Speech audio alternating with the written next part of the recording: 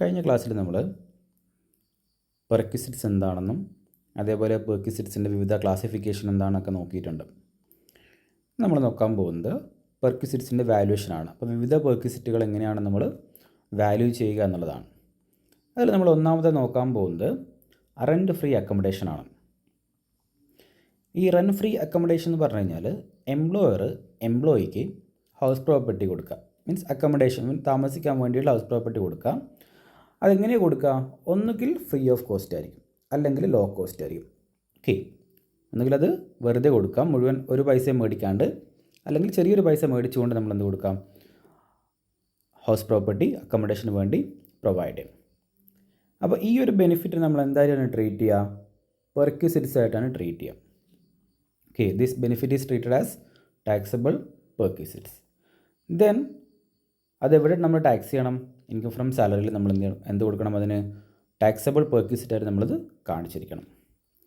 അപ്പോൾ നമുക്ക് നോക്കാം എങ്ങനെയാണ് റെൻറ്റ് ഫ്രീ അക്കോമഡേഷൻ വാല്യൂ ചെയ്യുക എന്നുള്ളത്. അതിൽ രണ്ട് കേസുകളാണുള്ളത്. ഒന്ന് ഗവൺമെൻറ് എംപ്ലോയീസിൻ്റെ കേസും രണ്ട് അതർ എംപ്ലോയീസിൻ്റെ കേസുമാണ്. ഓക്കെ, അത് കൃത്യമായിട്ട് ഓർത്ത് വെക്കാം. ഇനി ഗവൺമെൻറ് എംപ്ലോയീസിൻ്റെ കേസിലാണെങ്കിൽ എങ്ങനെയാണ് റെൻറ്റ് ഫ്രീ അക്കോമഡേഷൻ ഫിക്സ് ചെയ്യുക എന്നുള്ളതാണ്. അതിലൊന്നാമത്തെ കാര്യം, license fee determined by the government. Government എന്ത് ചെയ്തിട്ടുണ്ടാവും? ഒരു ലൈസൻസ് ഫീ ഡിറ്റർമൈൻ ചെയ്തിട്ടുണ്ടാവും. ഇനി നമ്മൾ എന്തെങ്കിലും ഫേർണിച്ചർ അതിൻ്റെ കൂടെ പ്രൊവൈഡ് ചെയ്യുന്നുണ്ടെങ്കിൽ ആ ലൈസൻസ് ഫീൻ്റെ കൂടെ എന്തും കൂടി വരും? 10% of the cost of furniture is added to license fee. Okay, അപ്പോൾ license fee plus 10% of cost of furniture. License ഫീൻ്റെ കൂടെ എന്ത് വേണം? 10% ഓഫ് കോസ്റ്റ് ഓഫ് ഫർണിച്ചറും കൂടെ നമ്മൾ എന്ത് ചെയ്യണം? ആഡ് ചെയ്യണം. അതായിരിക്കും റെൻറ്റ് ഫ്രീ അക്കോമഡേഷൻ്റെ വാല്യൂ. അത് നമ്മൾ ടാക്സ് കൊടുക്കണം. ആരുടെ കേസിലാണത്? ഗവൺമെൻറ് എംപ്ലോയീസിൻ്റെ കേസിലാണ്.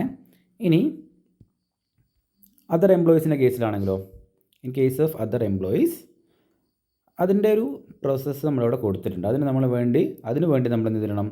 3 വാല്യൂസ് നമ്മൾ ഫൈൻഡ് ഔട്ട് ചെയ്യണം. ഓക്കെ, അതായത് അതർ എംപ്ലോയീസിൻ്റെ കേസിൽ 2 സിനാരിയോസ് വരുന്നുണ്ട്. ഒന്ന് അക്കോമഡേഷൻ ഓൺഡ് ബൈ എംപ്ലോയർ. ഒന്ന് ആ ഒരു പ്രോപ്പർട്ടി ഓൺ ചെയ്യുന്നത് എംപ്ലോയർ ആണ്. 2 accommodation taken on lease or rent by the employer. Okay, ഒന്നാമത്തെ കേസിൽ എന്താണ്? അക്കോമഡേഷൻ പ്രൊവൈഡ് ചെയ്യുന്നത് ആരുടെ ഹൗസ് പ്രോപ്പർട്ടിയിലാണ്? എംപ്ലോയറുടെ തന്നെ പ്രോപ്പർട്ടിയിലാണ്. രണ്ടാമത് എംപ്ലോയർക്ക് സ്വന്തമായിട്ട് പ്രോപ്പർട്ടി ഇല്ല, പക്ഷേ എംപ്ലോയർ എന്ത് ചെയ്യണം? അത് റെൻറ്റിന് എടുക്കുകയോ ലീസിന് എടുക്കുകയോ ചെയ്തിട്ട് അതാർക്ക് കൊടുക്കുകയാണ്? എംപ്ലോയിക്ക് കൊടുക്കുകയാണ് ചെയ്യുന്നത്. ഓക്കെ, അപ്പോൾ നമുക്ക് ഫസ്റ്റ് കേസ് നോക്കാം. Accommodation owned by the employer. അതായത് ഹൗസ് പ്രോപ്പർട്ടി ഓൺ ചെയ്യുന്നത് ആരാണ്? എംപ്ലോയർ ആണെങ്കിൽ അവിടെ നമ്മൾ 3 ഫിഗേഴ്സ് ഫൈൻഡ് ഔട്ട് ചെയ്യണം. അത് ഫിഗേഴ്സ് വരുന്നത് പോപ്പുലേഷൻ്റെ ബേസിലാണ് കേട്ടോ. ഓക്കെ,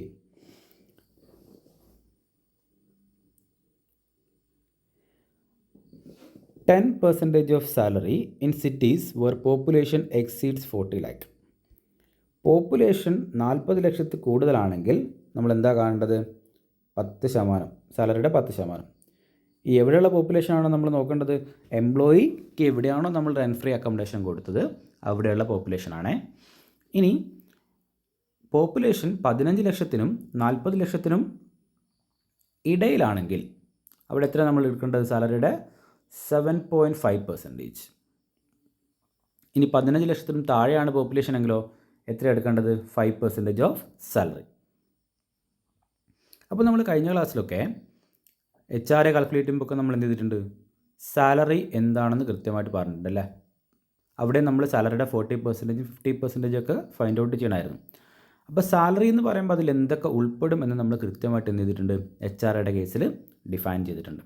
അതേപോലെ നമുക്ക് RFIയുടെ കേസിൽ എന്തുണ്ട്? സാലറി എന്ന് പറയുന്ന ആ ഒരു ഫിഗറിൽ എന്തൊക്കെ കാര്യങ്ങളാണ് ഉൾപ്പെടുത്തുക എന്ന് കൃത്യമായിട്ട് ഇൻകം ടാക്സ് ആക്ട് പ്രകാരം ഡിഫൈൻ ചെയ്തിട്ടുണ്ട്. ഓക്കെ, അപ്പോൾ ഫസ്റ്റ് ഓഫ് ഓൾ നിങ്ങൾ ഈ ഒരു കാര്യം ഓർത്ത് വെക്കാം. അക്കോമഡേഷൻ, അതായത് അതർ എംപ്ലോയീസിൻ്റെ കേസിൽ, ഗവൺമെൻറ് എംപ്ലോയീസിൻ്റെ കേസില്ല, പ്രൈവറ്റ് എംപ്ലോയീസിൻ്റെ കേസിൽ അക്കോമഡേഷൻ ഓൺ ചെയ്യുന്നത് എംപ്ലോയർ ആണ് എങ്കിൽ ഈ 3-ൽ ഏതെങ്കിലും ഒന്ന് നമ്മൾ ഫൈൻഡ് ഔട്ട് ചെയ്യണം. അത് എന്തിൻ്റെ ബേസിലാണ്? പോപ്പുലേഷൻ്റെ ബേസിലാണ്. 40 ലക്ഷത്തിൽ കൂടുതലാണെങ്കിൽ 10%, 15 ലക്ഷത്തിനും 40 ലക്ഷത്തിനും ഇടയിലാണെങ്കിൽ 7.5, ഇനി 15 ലക്ഷത്തിൽ താഴെയാണെങ്കിൽ 5%. ഓക്കെ, ഇനി നമുക്ക് ആ സാലറി എന്താണെന്ന് നോക്കാം. Okay, salary for the purpose of valuing rent free accommodation അതിലെന്തൊക്കെ വരും എന്നുള്ളതാണ് പറയുന്നത്. ഒന്ന് ബേസിക് പേ വരും. 2 D A forming part of pay. Okay, basic pay ഉണ്ട്, പിന്നെ D A forming part of pay. ഇതിൻ taxable part of allowance. Taxable അലവൻസുകൾ എന്തെങ്കിലും ഉണ്ടെങ്കിൽ അതും എന്ത് വരും, ഈ സാലറിൻ്റെ ഭാഗമായിട്ട് വരും. Then bonus, commission, pension and any other monetary payment. അപ്പോൾ ഇത് കൃത്യമായിട്ട് ശ്രദ്ധിക്കുക. പ്രോബ്ലം വർക്കൗട്ട് ചെയ്യാൻ വേണ്ടി നമുക്ക് സാലറിയിൽ എന്തൊക്കെ ഉൾപ്പെടും എന്ന് കൃത്യമായിട്ടുള്ള ഐഡിയ ഉണ്ടായിരിക്കണം. എന്തൊക്കെയാണ് വരിക? ബേസിക് പേ വരും.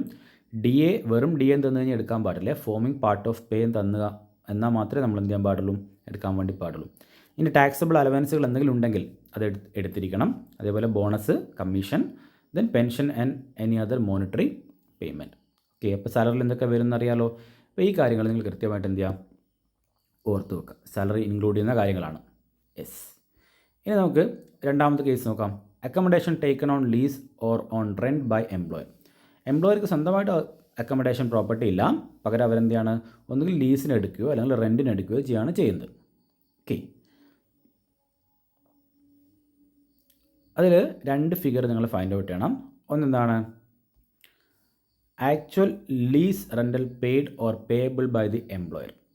Actual lease rent, employer pay ചെയ്യുന്ന ആക്ച്വൽ ലീസ് റെൻറ്റ് എത്രയാണെന്ന് നോക്കാം. ദെൻ 10% ഓഫ് സാലറി എടുക്കുക. ഇതിലേതാണോ ചെറുത് നോക്കാം. ഓക്കെ, ഏതൊക്കെ എടുക്കേണ്ടത്? ഫസ്റ്റ് ഓഫ് ഓൾ നിങ്ങൾ lease rent paid by employer അല്ലെങ്കിൽ rent paid by employer. Then 10% of salary എടുക്കാം. ഇതിലേതാണോ ചെറുത് അത് എടുക്കാം. ഇനി നമ്മൾ നേരത്തെ ഗവൺമെൻറ് എംപ്ലോയീസിൻ്റെ കേസിൽ പറഞ്ഞ കേസില്ലേ, ഫർണിച്ചർ പ്രൊവൈഡ് ചെയ്യുന്നുണ്ടെങ്കിൽ 10% of cost of furniture is added. ഇതാണ് അതിൻ്റെ കേസ് വരുന്നത്. ഓക്കെ ആണല്ലോ. അപ്പം റെൻറ്റ് ഫ്രീ അക്കോമഡേഷൻ്റെ കേസിൽ നിങ്ങൾ ആദ്യം ക്വസ്റ്റ്യൻ കിട്ടിക്കഴിഞ്ഞാൽ നോക്കേണ്ടത് അതൊരു ഗവൺമെൻറ് എംപ്ലോയി ആണോ അല്ലെങ്കിൽ പ്രൈവറ്റ് എംപ്ലോയി ആണോ എന്നാണ്. ഇനി ഗവൺമെൻറ് എംപ്ലോയി ആണെങ്കിൽ എങ്ങനെയാണ് RFI വാല്യൂ ചെയ്യുക? ഗവൺമെൻറ് ഫിക്സ് ചെയ്തൊരു ലൈസൻസ് ഫീ ഉണ്ടാവും, പ്ലസ് നമ്മൾ എന്തെങ്കിലും ഫർണിച്ചർ കൊടുത്തിട്ടുണ്ടെങ്കിൽ അതിൻ്റെ 10% കൂടി ആഡ് ചെയ്യാം. അത്രയേ ഉള്ളൂ. ഇനി അതർ ദാൻ ഗവൺമെൻറ് എംപ്ലോയി, അത് പ്രൈവറ്റ് എംപ്ലോയി ആണെങ്കിൽ അവിടെ രണ്ട് കേസ് വരും.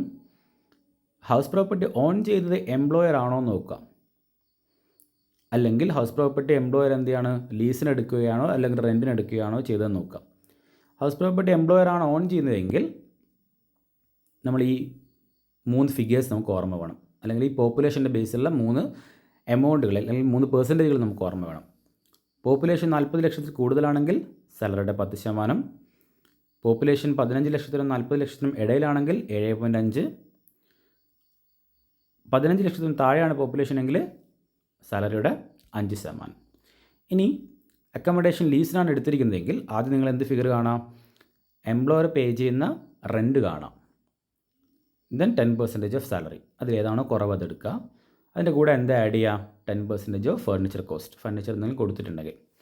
പിന്നെ നിങ്ങൾ ശ്രദ്ധിക്കേണ്ട കാര്യം ഇതാണ്, salary for the purpose of valuing rent free accommodation. അപ്പം HRA വാല്യൂ ചെയ്യുമ്പം നമ്മൾ ആ സാലറീൻ്റെ പോർഷനിൽ എന്തൊക്കെ വരും എന്ന് പറഞ്ഞിട്ടുണ്ട്. അതേപോലെ ഓരോ ഐറ്റത്തിലും സാലറി കാൽക്കുലേറ്റ് ചെയ്യുമ്പം എന്തൊക്കെ വരും നിങ്ങൾ ഡിഫറൻ്റ് ആയിട്ട് തന്നെ ഓർത്ത് വെക്കണം. ഓക്കെ, RFI ആണെങ്കിൽ ഈ കാര്യങ്ങളൊക്കെ അതിൽ ഇൻക്ലൂഡ് ആവും. ഓക്കെ ആണല്ലോ. യെസ്.